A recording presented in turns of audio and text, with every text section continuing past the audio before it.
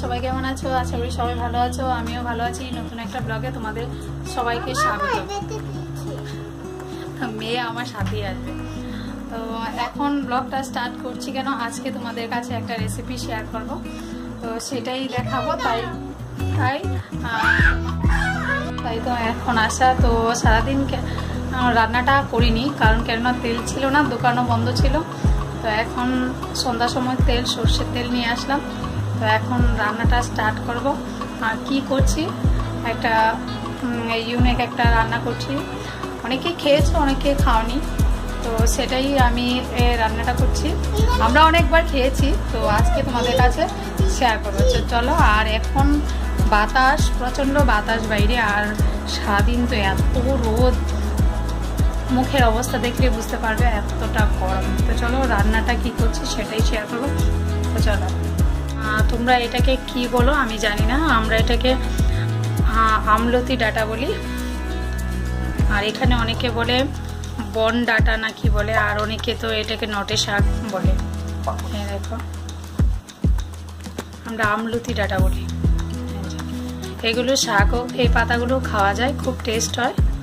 আর এগুলো আমি এখান থেকে এনেছি, মাঠে ছিল, রাস্তার ধারে ছিল একদম। দেখো একদম কচি কচি ডাঁটা।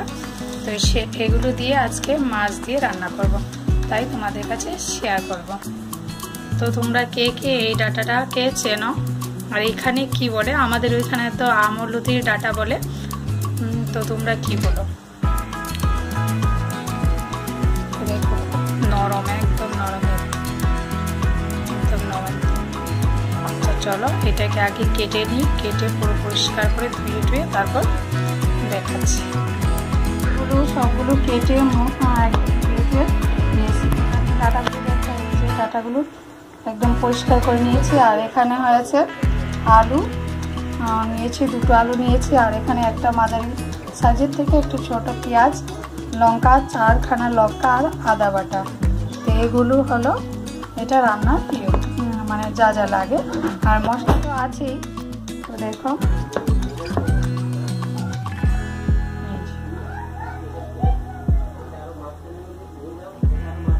ভেজে নেবো, আগে আলুগুলোকে ভাজবো, তারপর এগুলো। আর মাছ তো আগেই আমি চারাপোনা মাছ কিনে নিয়েছিলাম কালকে রাতে, সেগুলো আমি ভেজে রেখেছি। আর এখান থেকে একটু বরকে দিয়েছিলাম। তো দেখো মাছগুলো ভাজা আছে, কালকে সেটা রাতে ভেজেছি, তো দেখাতে পারিনি। তো চলো এগুলো আগে ভেজে নিই। তো কড়াইতে দিয়ে দিয়েছি তেল, অল্প মাত্রায় তেল দিয়েছি। আর আমার কড়াইটা কালো কেন? আমার কড়াইটা হয়েছে লোহার কড়াই, তাই কালো। রান্না করতে করতে একদম কালো হয়ে গেছে। লোহার তো বৈশিষ্ট্য, যত পড়বে তত কালো হয়ে যাবে। তো দেখো তেল দিয়েছি, তেলটা গরম হলে দিয়ে দেবো একটু হলুদ আর নুন। তো চলো আগে দিয়ে দিই, তেল দিয়ে দিলাম, তেল আর হলুদ। আর বাইরে প্রচণ্ড বাতাস, কিন্তু ঘরে আর লাগছে না। তো এবার আগে দিয়ে দেবো। আর এখানে বসিয়ে দিয়েছি ভাত, মানে অনেকটাই লেট হয়ে গেছে। এগুলো পরিষ্কার করতে অনেকটাই লেট হয়ে গেছে। আর জানো তো, আমি এই ফোনটি দিয়ে কাজ করি না, আমার ফোনটিটাকে মেয়ে কোথায় রেখেছে, হারিয়ে গেছে। এখন ফোনটি ছাড়া কাজ হয় না, তো এটা আছে, এটা দিয়ে আমাকে করতে হয়। তো এগুলো কিন্তু এরকম রান্না করার খুন্তি নেই, এগুলো হলো কি পরোটা ভাজা সেই রকম খুন্তি।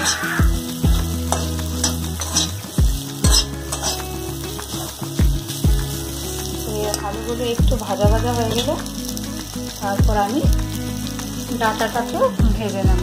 আর এখানে ডাঁটাগুলো কিন্তু আমি শাকগুলো ফেলে নিই, এই যে পাতাগুলো রেখে দিয়েছি, কালকে ধুয়ে এগুলো শাক করে দেব। খেতে দারুণ লাগে আর খুব ভালো। আর এখনের গরমের সিজনে এইসব খেতে খুবই ভালো লাগে। আর ডাঁটাগুলো এত নরম, কি বলবো, একদম 2 হাতে এভাবে করলে ভেঙে যায়। তো বেশি ভাঙবো না, এমনিতেই গলে যায়, তো ভেঙে দিলে আরও গলে যাবে। তো আলুগুলো ভেজে নিই, সবগুলো ভেজে তারপর বাকিটা দেখাচ্ছি কীভাবে করছি। তো সাথে থাক। আলুগুলো সিদ্ধ হয়ে গেছে, ভালো সিদ্ধ হয়েছে, ভালো করে সিদ্ধ করে নিয়েছি। আর ভেজেও নিয়েছি লাল লাল করে, কারণ ডাটার সাথে বেশি সিদ্ধ করা যাবে না, কারণ ডাটাগুলো তো নরম খাই। তো এখন আমি এই ডাটাগুলোকে ভেজে নেব, অন্য ডাটা হয়েছে। আর তোমরা অবশ্যই কমেন্টসের মাধ্যমে জানাবে তোমরা এই ডাটাগুলোকে কী নামে ডাকো। আমরা তো এটাকে আম ডাটা বলে ডাকি, অনেকে আমলতি ডাটা বলে, অনেকে নটের শাকের ডাটা বলে, অনেকে বন ডাটা বলে, বন ডাটা, কিন্তু অনেক নাম আছে। তো এগুলোকে একটু ভালো করে ভেজে নেব। আর এটা আমি পেঁয়াজ দিয়ে করবো, তোমরা যদি চাও তাহলে কালো জিরে, মেথি বা সাদা জিরে এসব দিয়ে করে খেতে পারো, কিন্তু পেঁয়াজটা দিয়ে খেলে খুব ভালো লাগে। আমি যেহেতু পেঁয়াজটা দিয়ে বেশিরভাগ খাই, আমার অনেকে আছে আমাদের এখানে তারা এই যে মেথি সম্বার দিয়ে রান্নাটা করে, তা আমি এভাবে খাই, তাহলে আমি তোমাদেরকে শেয়ার করছি। তোমরা যদি চাও পেঁয়াজের বদলে ওইটাও দিয়ে খেতে পারবে। ওগুলোকে একটু ভালো করে বেজে নেব। ভাজা হয়ে গেছে, এবার নামিয়ে নেব।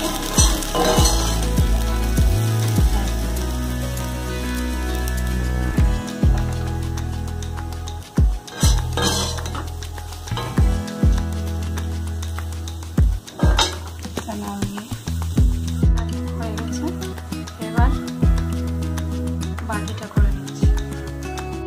বোতলটা কিনেছি, এটা দিতে তেল দিতে সুবিধা, এটা কিনে নিয়েছি। দেখো ভালো হয়েছে, পড়বেও না, আর 2-3টা আমার লাগবে না, না কাপ লাগবে না চামচ, একটাতেই হয়ে যাবে। তেল রাখা হয়ে যাবে, ইয়ে হয়ে যাবে, ভালো একটা জিনিস। তো চলো কড়াইতে তেল দিয়ে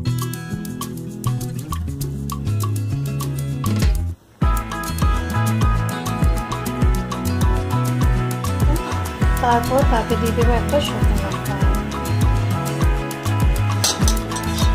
এবার শুকনো লঙ্কাটা একটু ভাজা ভাজা হলে তেজপাতা দিয়ে দেবো। তো এখন দেখতে থাকো, কথা বলছি না, একদম রান্না শেষে কথা বলবো, তো দেখতে থাকো।